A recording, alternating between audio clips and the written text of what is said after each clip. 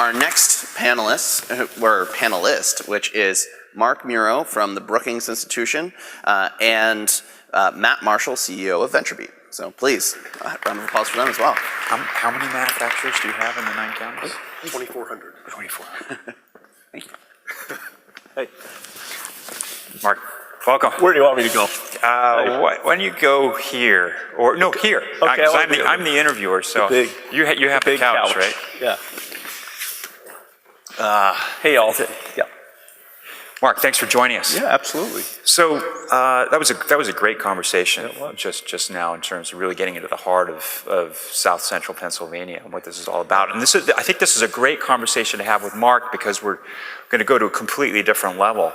So having that groundwork, right, of what's really happening here and the backbone of this economy, we're going to take this conversation to Mark's level, where he's looking at the aggregate of data across the country. At Brookings is doing some of the most path-breaking work on automation and what that's meant for the Heartland, the Midwest, and various other parts of the country. And I'm really excited about this conversation because you joined us in Reno and you've been part of this conversation since we kicked it off. Absolutely. Yeah. And one of the things, Mark, that was interesting is despite rise of the rest, despite our analysis of showing the high costs in the Bay Area and just the ridiculous concentration there in New York, and all the economic factors that allow for the rise of the rest and growth in the Heartland, it's gotten worse, right? In the sense that what we heard yesterday, the concentration has gone from 66% of venture capital in those 3 cities, Boston, New York, San Francisco, Bay Area, to 75%. So while there's been growth of something like 10% in the Heartland, it's been 60% or so. What's going on in your view in terms of the last year or so? So a couple things. Hey, everybody. Several things are happening. In fact, both things are happening at once. I mean, the rise of the rest is undeniably statistically true. You know, there's much more job creation, much more tech activity in many more places. Lots of places are seeing, decent growth. What sort of boggles the mind even now, but is that in terms of percentages, though, as you're saying, VC concentrating, and we even look at a measure of digital services, internet, software, web hosting, data analytics. We look at 4 industries. And if you look at the share of those, an incredible percentage of that growth is occurring in San Francisco, San Jose, and it's really just San Francisco and San Jose. So there's this incredible concentration in the share. So as an industry, it's still concentrating in these places. That doesn't mean other places are not adding tech jobs, but I think it is a problem. And I think it owes to the just incredible importance of early stage work here and early product development. Lots of stuff could leave, and I think we're going to begin any year now. We're going to begin to see, I think, some statistical easing of the share and move out farther for some activity. But some activity at infinite cost has to be concentrated. So both things are happening. I attribute some of this to just the pervasive digitalization of everything. Digital economies are inherently winner take most in their logic. That doesn't mean they will always be that way, but there is a very powerful, superstar dimension to this kind of technology because of the huge returns for relatively few people, few firms can have huge reach on big platforms. So we just need to be aware of this aspect of the tech economy as we're trying to think about how do we create better distributed growth in this country, because I do think we need that. We can talk more about that. But let's break that down a little bit. So maybe we could start with a study you just released. Sure. Can you talk a little bit about what you just said about winner takes all? what is that digital? Yeah, you talked about digital, but what is tech doing, bring it back to the small city and the medium-sized city in your study? Yeah, okay, so a couple months ago we looked at 30 years of income growth and employment growth. We broke out cities by, the top 10, the next 50 or so, and then all others. Yeah. And there's this incredible, until 1980 or 90, all of these were moving along about the same pace. And in fact, there was convergence, meaning, the high end, the lower end places were actually catching up to the stars and the bigger places. In 1980 or so, we started to see this pull away of that top 10 or 15 metropolitan areas. And I think that's when we began to see the pervasive use of digital technologies with that superstar dynamic built in, right? The huge returns on big platforms. Right. And we started seeing the emergence. The Googles, the Facebooks.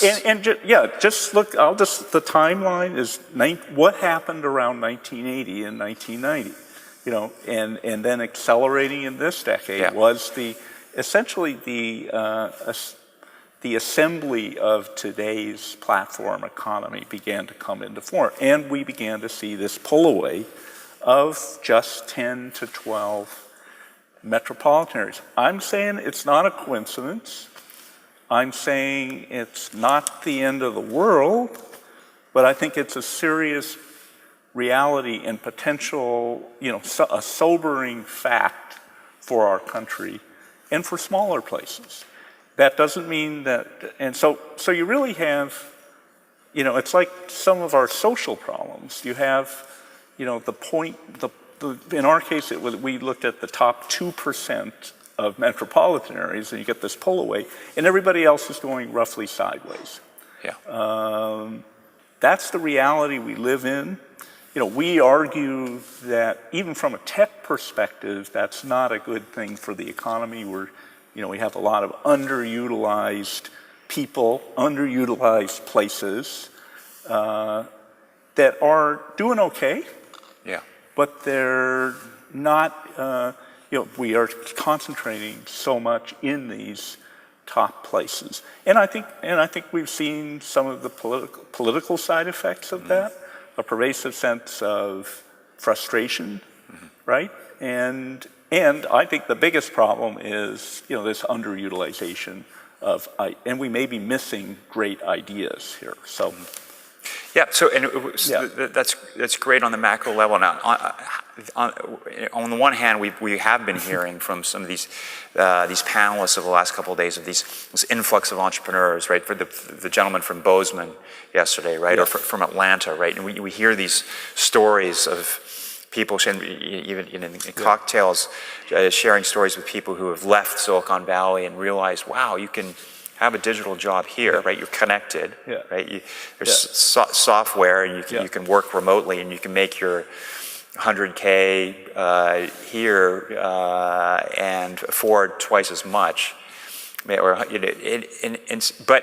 you're still seeing national statistics that say, well, those stories exist, but on the aggregate still, there's more leaving. So can you talk about what are the success stories? Because there are examples of mid-sized cities, even small cities, that are actually doing an end run around that brutal analysis you just provided. Exactly. What allows a region to succeed? So first, it's a big economy. Yeah.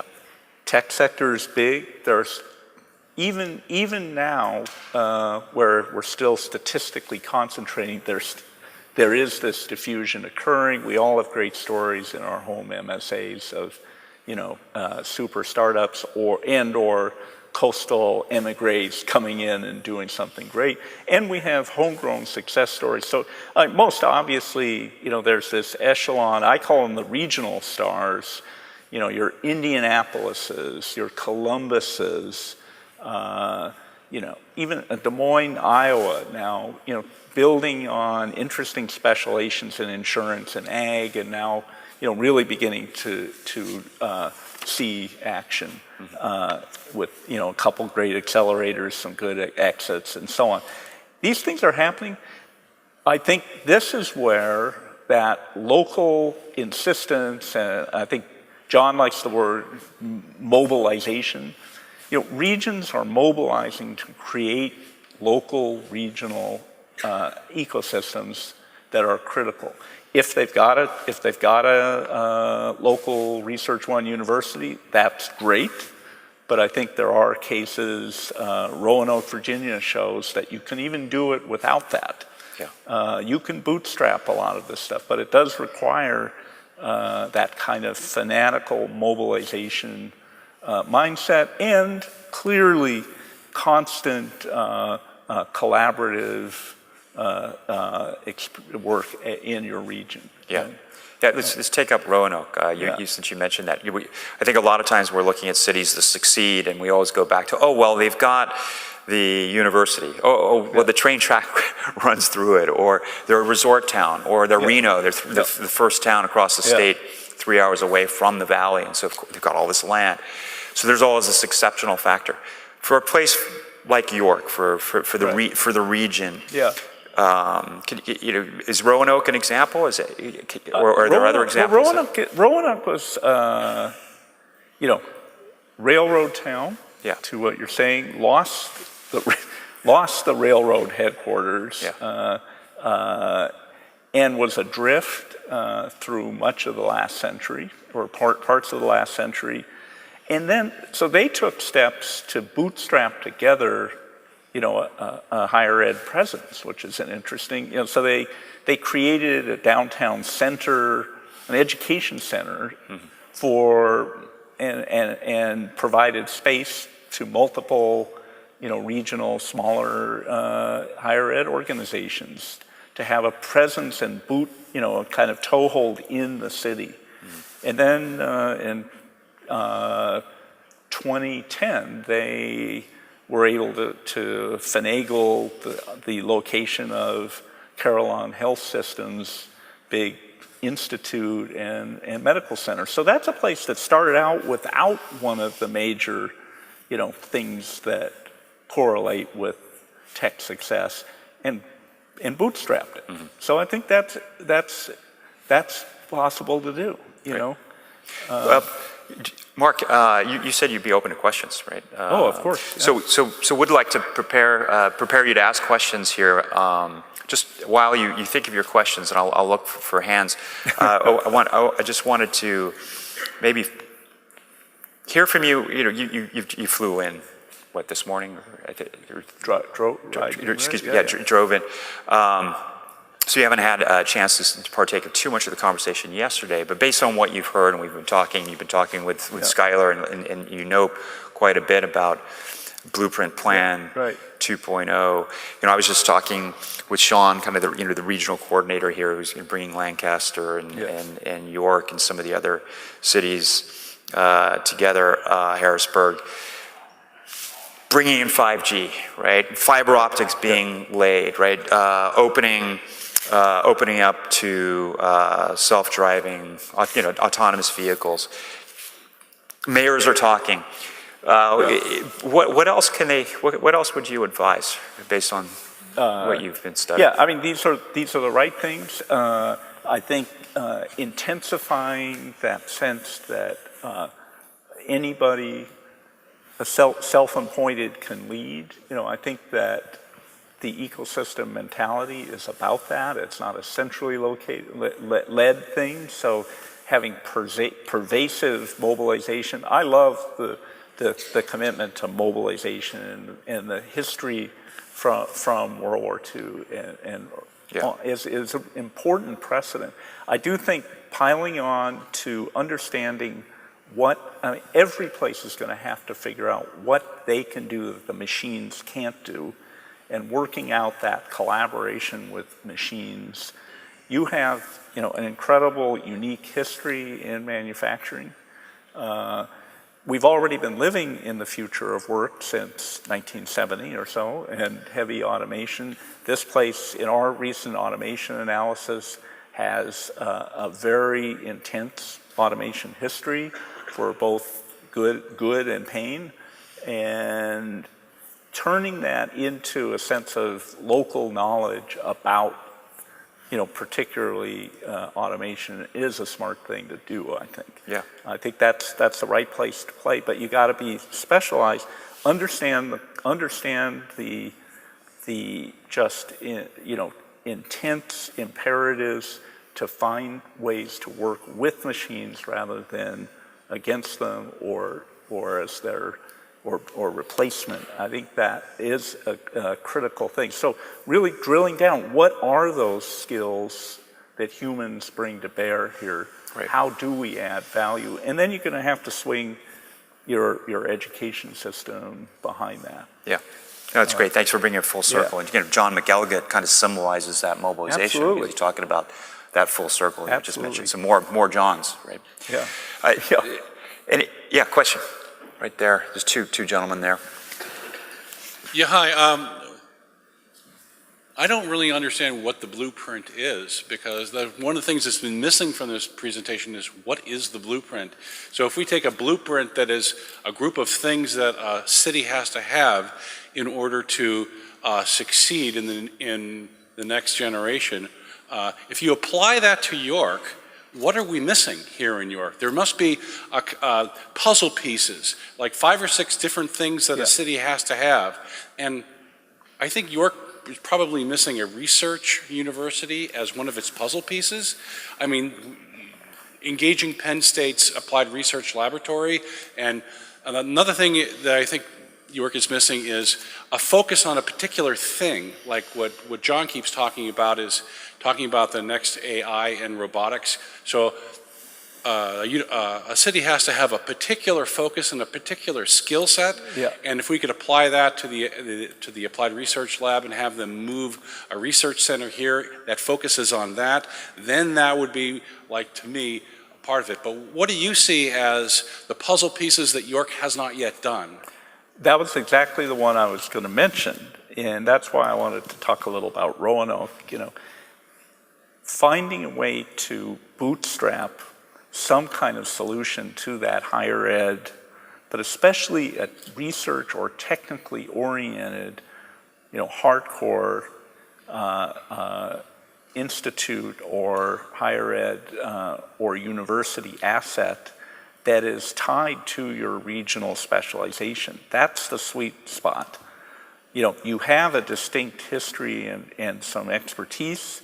You have a sense of generational skills around robotics and advanced manufacturing.